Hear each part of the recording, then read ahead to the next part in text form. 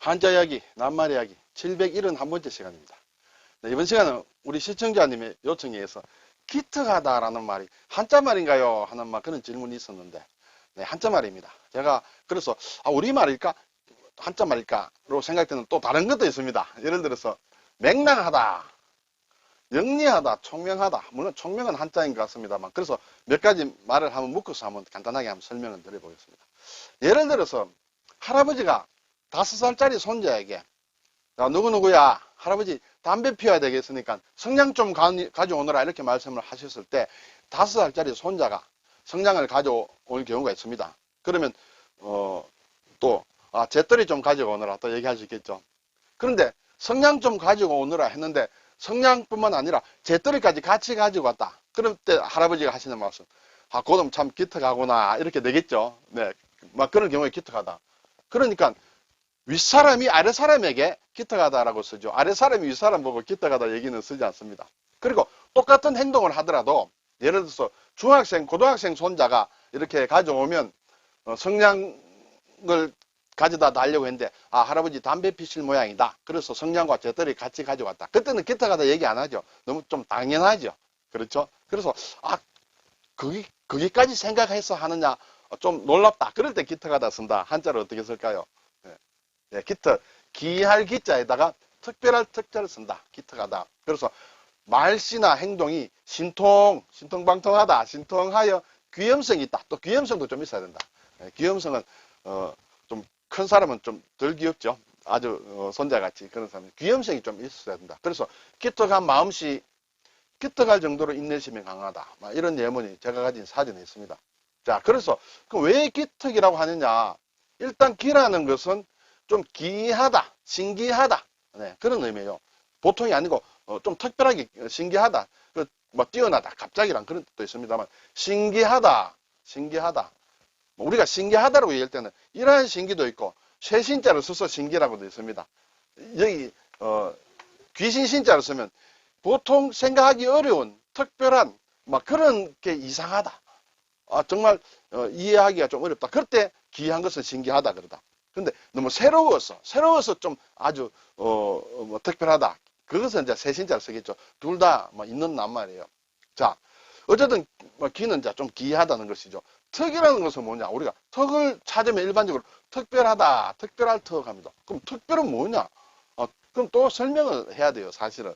근데 이 특별할 턱은 일반적으로 특별한 훈으로 많이 쓰이는데 달리한다, 다르다는 뜻이에요. 다르니까 뛰어나다는 뜻이에요. 그것은 결국 수컷이다. 특별한 턱에는 소자가 붙어요. 그리고 절사자가 붙어요. 여기서 저런 관청으로 볼 수 있는데 제사를 지내기 위해서, 신에게 제사를 지내기 위해서 특별히 이렇게 골라놓은 뛰어난 소를 얘기한다. 그것이 턱이라는 것이에요. 그래서 이 턱이라는 것은 사실은 우리가 특별하다 얘기하죠. 이 별이라는 것은 다르다는 뜻이에요. 보통과 다르다. 턱도 다르다는 뜻이에요. 사실은 다르다, 달리한다. 네. 물론 다른데 다른 것보다 처지는 것이 아니라 다른 것보다 좀 좋게 다르다. 그것이 턱이다. 그래서 특별하다는 것은 다르고 다르다. 그런데 조금 좋게 다르다. 그래서 특별하다. 특수하다. 이거 다르다예요. 그렇죠? 수도 다르다는 거예요. 특수한 것도 다르고 다르다. 보통과는 다르다. 보통과는 다름으로 좀 드물다. 그것이 특수한 경우다. 특수는 네 글자가 다 다르다는 뜻이에요. 그렇죠? 다르기 때문에 특별하다 이렇게 되는데, 그럼 특별히 뭐냐? 다르고 다르다 이렇게 되겠죠. 자, 맹랑하다는 말도 한자 말이에요. 만맹자를 씁니다. 그리고 물결랑을 쓴다. 제가 왜 이 글자를 쓸까 혼자 많이 고민해 봤습니다만 답은 못 얻었습니다. 어쨌든 낱말 뜻을 보면 맹랑은 생각과는 달리 매우 허망하다 이렇게 돼야 되는데 그렇게 안 됐다. 허무하다. 그래서 허무맹랑하다는 말을 좀 많이 붙였습니다. 허무하다. 맹랑 자체에도 허망한 것이 있는데 다시 허무를 붙여서 허무맹랑하다 이런 말을 많이 쓴다. 그리고 또 처리하기 어렵다. 일이 맹랑하게 꼬였다. 예, 그때도 맹랑을 쓴다. 그거 사전에 나와 있습니다. 그리고 함부로 얕잡아 볼 수 없을 만큼 깜찍하다. 별로 좋지 않은 의미일 수 있습니다. 저놈 참 맹랑한 아이야. 맹랑하다. 네, 이렇게 되겠습니다. 그때다 일단은 한자말을 쓴다. 왜 이렇게 쓰느냐를 고민해서 답이 나오면 좋겠는데 저는 답을 얻었기 때문에 막 그냥 한자 말이 있다. 막 그 정도만 알고 있어도 될 말이라 생각이 듭니다. 자, 맹은 맞이란 뜻이죠. 만맹, 네, 맹자 할 때 그렇습니다. 랑은 물결랑이다. 자, 세 번째 영리하다. 영리하다는 낱말의 글자는 이 영리할 영 또는 영리할 리라고 하는데 거의 쓰이지 않습니다. 이 영리하다는 외에는. 그렇지만은 이 같은 것인데 영리를 한자로 쓰는 사람 거의 없습니다. 사실은 몰라도 된다. 그렇게 생각이 되지만은 영리하다는 것은 우리가 똑똑하고 눈치가 빠르다는 것은 대략 압니다. 그렇지만은 한자 말이 있는 말이다. 그런데 훈을 보니 전부 영리하다, 영리하다. 영리를 생각하는데 영리라는 말이 나오므로 무한궤도로 잘 안 풀립니다. 어쨌든 이것이 그냥 한자 말이다라는 정도만 알고 있어도 되지 않겠느냐. 이렇게 되겠습니다. 영리한 소년. 그 개는 몹시 영리하다. 뭐 개도 영리한 모양입니다. 어쨌든 이것도 한자 말이다. 우리가 한자 말이라고 해서 전부 한자로 일일이 꼭 알아야 되냐. 막 그것보다 알면 좋긴 한데 그게 한자 말이더라. 혹시 필요하면 그걸 찾아보면 되죠. 부득부득 순우리말이야 해서 또 너무 우길 필요도 없고 어떻게 보면 이게 순우리말인데 억지로 갖다 붙였다. 불가능한 건 아니다. 그런 생각이 듭니다만 어쨌든 사전을 기준으로 보면 이렇게 되어 있다는 것이에요. 자, 총명하다. 네, 총명하다. 보고 들은 것에 대한 기억력이 좋다. 그렇죠. 자꾸 잊어버리는 사람은 총명하다 하지 않습니다. 뭔가 하나를 알더라도 그걸 딱 기억이 내는 것. 그걸 보고 이제 총명하다. 그리고 영리하고 재주가 있다. 그래서 총명하다. 야, 이런 사전에 보니까 이런 말이 나왔습니다. 저도 몰랐는데 총명이 둔필만 못하다.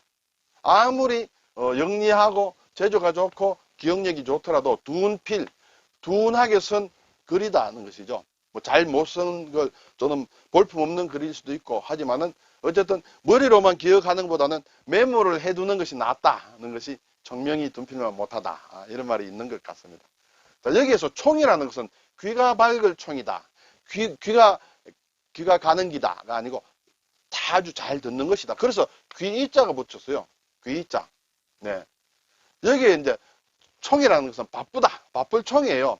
그래서 우리가 편지를 쓰고 예전에 많이 썼죠. 편지를 막 쓰고 이만총총 합니다. 너무너무 바빠. 이만총총. 네. 귀가 바빠. 자세히 들어야 되므로 귀가 바쁩니다. 그것이 귀 밝을 총이다. 이렇게 되겠죠. 네. 그리고 여기에 밝을 명은 밝다는 것인데 일반적으로 눈이 좋다. 네. 보고 들은 것, 본 것은 명이어서 눈이 좋아서 이렇게 잘 보는 것이에요. 그리고 들은 것, 그것은 귀로 듣죠. 그래서 총명이라는 것은 귀도 밝고 눈도 밝고 또 그것을 잘 간직하고 기억하는 것을 말한다. 이렇게 되겠습니다. 네, 오늘 기특하다, 맹랑하다, 영리하다, 총명하다 이런 것이 한자 말이고 그 나름대로 하나하나 새기면 저는 기특하다 하고 총명하다는 것은 좀 의미가 있으리라 생각이 되고 맹랑하고 영리하다는 것은 글쎄요 저도 잘 새겨보고 싶어도 딱 부러지게 분석하기가 좀 어려운 그런 낱말이었습니다. 감사합니다.